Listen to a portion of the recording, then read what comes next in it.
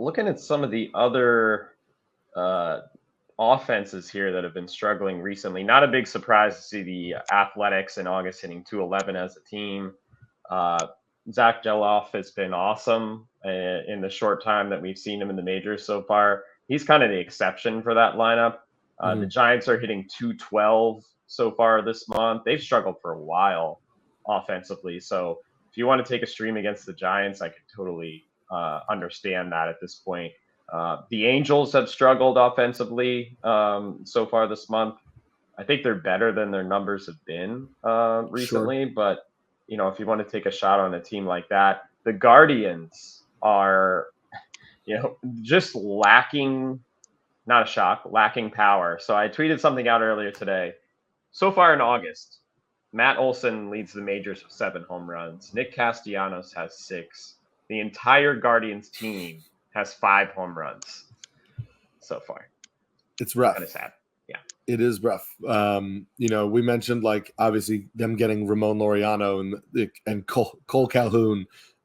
Those are the big additions recently, and you're not thinking you're going to get power from those guys.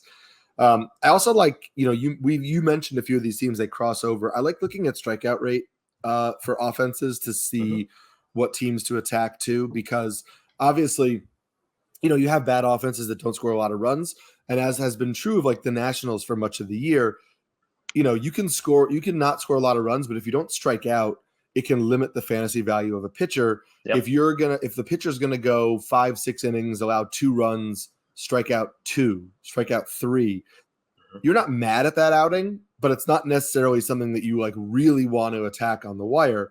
But if you can, bump up a high strikeout rate, then that adds some extra value. So, in August, the Rockies as an offense are striking out over 32% of the time. Right.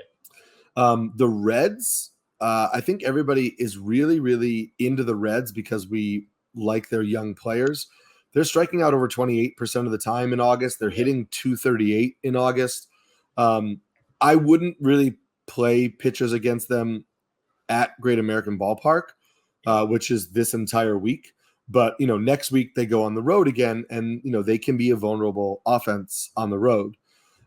You also mentioned, the Angels striking out over 27%, the White Sox striking out over 27%, and the Giants striking out over 25% while hitting just 212 in August, are all offenses that I'm looking to to attack a little bit.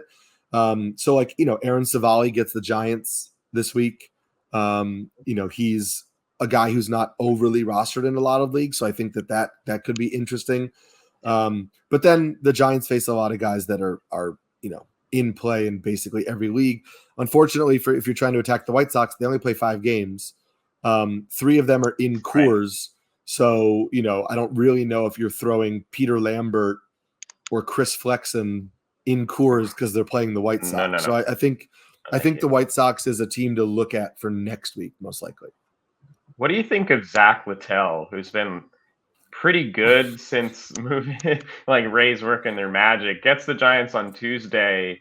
Would you risk it against the Giants team? Like you said, they've been bad for a while.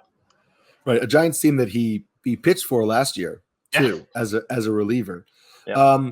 It is this weird Rays voodoo of taking these relievers and turning them into decent starters. I mean, his 3 starts also I guess the Cardinals and the Tigers aren't great offenses, but he pitched pretty well against the Astros too.